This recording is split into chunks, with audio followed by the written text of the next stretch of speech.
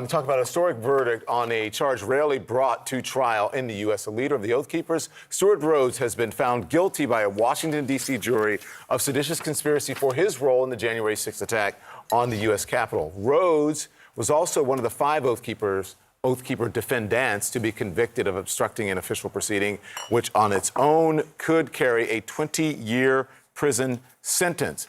Prosecutors argue that Rhodes stood outside the Capitol on January 6th, acting like a general as his followers breached the building. So joining us now, Tasha Adams. She is Stewart Rhodes' ex-wife who helped him start the Oath Keepers more than a decade ago. She has since left the group and has condemned Rhodes and the Oath Keepers for their involvement on January 6th. This is her first interview, by the way, her first TV interview, I should say, since the verdict. Thank you so much for joining us. We really appreciate you joining us this morning.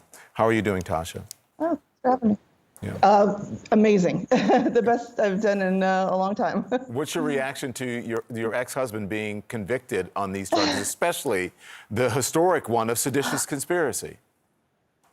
Well, that was the big one. That's the one I was really worried about. I was so relieved. I don't even know how to put into words the difference between the way the world feels now and the way the world felt to me before yesterday at 3 p.m. my time, except to describe it as like being in a really noisy room for days, weeks, months on end, and then it's just suddenly quiet. It's like the absence of fear. It's the best way I can put it. Were you so skeptical that they would even find him guilty? Because I know that you have said that he has never faced any consequences for his actions his entire life.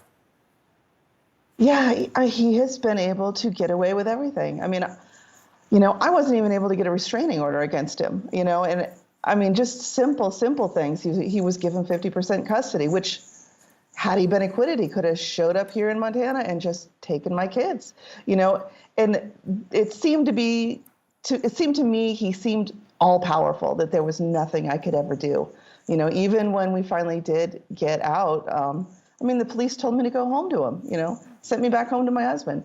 It seemed impossible that he could lose. And though I saw the evidence against him, I knew logically it was a pretty good case, but emotionally, he just seemed unbeatable. But that's not the case. And Tasha, I know the two of you have 6 children together. When you talk about your concerns about what that would look like, one thing that you said that stood out to me after the verdict came down is that you were concerned he might try to seek a pardon if Trump is reelected. I mean, that's the shadow over all of this. I know that that's what he's mentally doing right now, as he is regrouping. And I'm not even sure it would have to be Trump. I think maybe a potential DeSantis presidency. There's still the potential for pardon there. I mean, I know it's slight. I know that Trump could have pardoned him before, and he didn't. So, but there's that slight shadow. I know that is what Stewart's doing right now. He's already on the next step. You know the power that he has over others, right? The power to persuade, the power to inspire, the power to compel. Do you believe that this conviction on such a charge that has such a high bar to reach conviction on will deter some of those followers? I think some. My fear is that these criminal charges, it's hard to imagine, but they don't really hurt him on the extreme right. And it's one of the reasons I feel sometimes compelled to just talk about the more personal side of him, the abuse, the misusing of funds of Oath Keepers. It doesn't get talked about a lot because a lot of people look at it like, well, he misused funds, but it's extremist money, so what? But it does hurt him on the right, and that does keep him from potentially rising again in an appeal scenario or a pardon in those cases. So I think that's one of the reasons I feel like I need to talk about the more personal side of him and all the damage he's caused to everyone, not just criminally. Tasha, do you feel safe? That's what I should have asked you, because you talked about your kids and do you feel safe now? I do. I mean, of course, there's some concern with some of his followers. I do get messages. I did get some last night. I've dishonored my husband. This is all my fault.